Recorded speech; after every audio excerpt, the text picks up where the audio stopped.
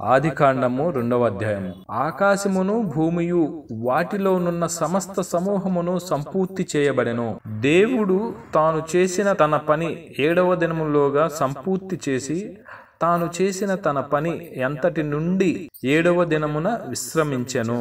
కాబట్టి దేవుడు ఆ 7వ దినమును ఆశీర్వదించి పరిశుద్ధపరచెను. ఏలయనగా దానిలో దేవుడు తాను చేసినట్టియు సృజించినట్టియు తన పని అంతటి నుండి విశ్రమించెను. దేవుడైన యెహోవా భూమిని ఆకాశమును చేసిన దినమందు భూమ్యాకాశములు సృజించబడినప్పుడు వాటి వాటి ఉత్పత్తి క్రమము ఇదే. ఆది వరకు పాలమందలి ఏ పొదయు భూమి మీద నుండలేదు, పొలమందలి ఏ చెట్టును మొలవలేదు. ఏలయనగా దేవుడైన యెహోవా భూమి మీద వాన కురిపించలేదు, నేలను సేద్యపరచుటకు నరుడు లేడు. అయితే ఆవిరి భూమి నుండి లేచి నేల అంతటిని తడిపెను. దేవుడైన యెహోవా నేలమంటితో నరుని నిర్మించి వాని నాసికారంధ్రములలో జీవవాయువును ఊదగా నరుడు జీవాత్మ ఆయెను. దేవుడైన యెహోవా తూర్పున ఏదెనులో ఒక తోట వేసి తాను నిర్మించిన నరుని దానిలో ఉంచెను.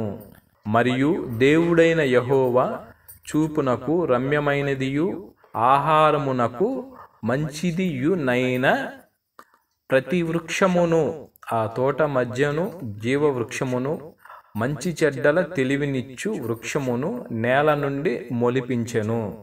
మరియు ఆ తోటను తడుపుటకు ఏదెనులో నుండి ఒక నది బయలుదేరి అక్కడి నుండి చీలిపోయి 4 శాఖలాయెను.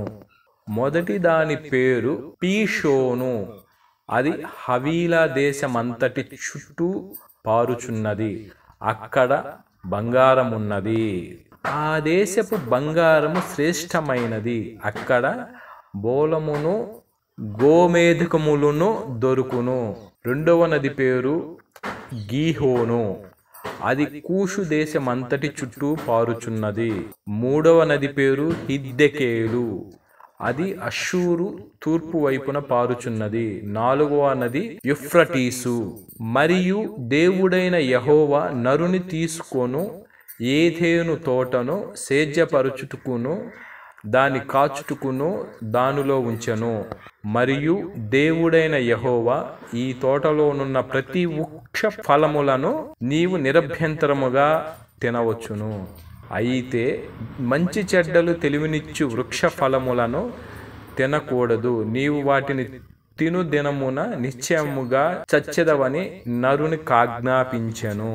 మరియు దేవుడైన యెహోవా నరుడు ఒంటరిగా నుండుట మంచిది కాదు, వానికి సాటి అయిన సహాయమును వాని కొరకు చేయుదుననుకొనెను. దేవుడైన యెహోవా ప్రతి భూజంతువును ప్రతి ఆకాశ పక్షిని నేల నుండి నిర్మించి ఆదాము వాటికి ఏ పేరు పెట్టునో చూచుటకు అతని యొద్దకు వాటిని రప్పించెను.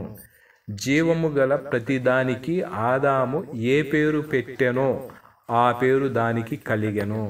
అప్పుడు ఆదాము సమస్త పశువులకును ఆకాశ పక్షులకును సమస్త భూజంతువులకును పేరులు పెట్టెను. అయినను ఆదామునకు సాటి అయిన సహాయము అతనికి లేకపోయెను. అప్పుడు దేవుడైన యెహోవా ఆదామునకు గాఢ నిద్ర కలుగజేసి అతడు నిద్రించినప్పుడు అతని ప్రక్కటెముకలలో ఒక దానిని తీసి ఆ చోటును మాంసముతో పూడ్చివేసెను. తరువాత దేవుడైన యెహోవా తాను ఆదాము నుండి తీసిన ప్రక్కటెముకను స్త్రీనిగా నిర్మించి ఆమెను ఆదాము నొద్దకు తీసుకొని వచ్చెను. అప్పుడు ఆదాము ఇట్లనెను, నా ఎముకలలో ఒక ఎముక, నా మాంసములలో మాంసము ఇది నరునిలో నుండి తీయబడెను గనుక నారి అనబడును. కాబట్టి పురుషుడు తన తండ్రిని తన తల్లిని విడిచి తన భార్యను హత్తుకొనును, వారు ఏక శరీరమై యుందురు. అప్పుడు ఆదామును అతని భార్యయు వారిద్దరూ దిగంబరులుగా నుండిరి. అయితే వారు సిగ్గు ఎరుగక యుండిరి.